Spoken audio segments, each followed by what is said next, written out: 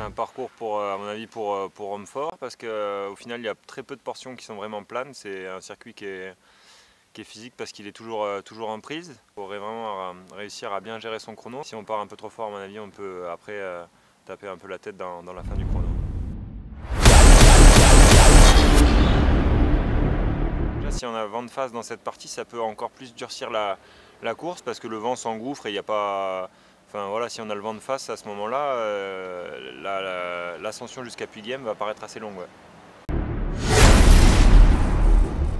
C'est pas un parcours qui est forcément très technique au niveau des courbes parce que c'est quand même, on va dire, plutôt en ligne. Quasiment au milieu, on a la côte de Puy-Guillaume qui va marquer à mon avis le temps fort un petit peu du chrono.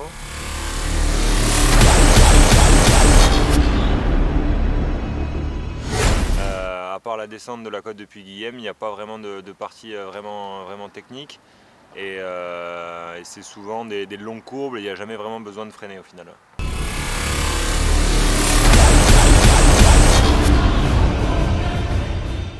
Et les rouleurs qui passent bien les bosses passeront bien sur ce type de circuit. Il faut avoir de la force, quoi.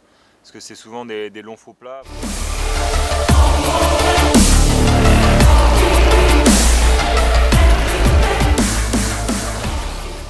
Un junior qui aurait aimé ce genre de parcours?